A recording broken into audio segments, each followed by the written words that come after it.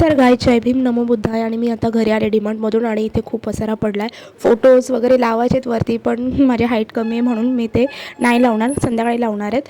आणि इथे मी अशा पद्धतीने लाईट्स वगैरे लावून घेतल्यात आणि खूप सुंदर दिसत होत्या लाईट्स खरंच. आणि या वर्षावासाचं महत्त्व काय मी तुम्हाला थोडक्यात सांगते. आपण काय करायचं आहे वर्षावासामध्ये, उपासकांनी काय करायचं आहे, तर आपण काय करायचं आहे, पंचशिलाचे पालन करायचं आहे. काटेकोरपणे आपण पंचशिलाचे पालन करायचे आहे. शक्य असल्यास अष्टशिलाचे पालन करायचं आहे. आणि त्यानंतर त्रिसरण व पंचशील ग्रहण करायचं आहे. सकाळी संध्याकाळी आपण त्रिसरण पंचशील घ्यायचं आहे आपल्या घरामध्ये किंवा विहारामध्ये. तुमच्या इथे जवळ आसपास विहार असेल तर तुम्ही रोज दर रविवारी विहारात जा, तिथे तुम्ही पंचशील ग्रहण करा आणि धम्म समजून घ्या. तर ह्या आपण उपासकांनी ह्या गोष्टी आपल्याला करायच्या आहेत या 3 महिन्याच्या वर्षवासामध्ये. दररोज ध्यान, मैत्री, भावना आणि धम्म साधना आपल्याला करायची आहे.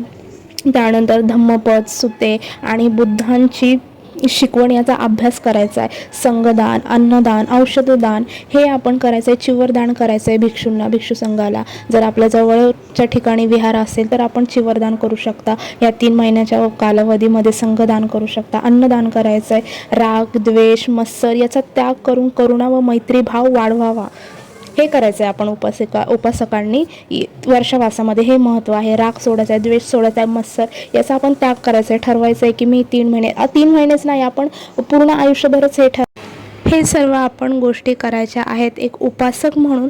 आणि दुसरी गोष्ट म्हणजे या पौर्णिमेचं महत्त्व, आषाढ पौर्णिमेचं महत्त्व किंवा गुरुपौर्णिमा पण म्हणतात. या दिवशी काय झालं होतं तर ते पण आपल्याला माहिती असणं खूप गरजेचं आहे.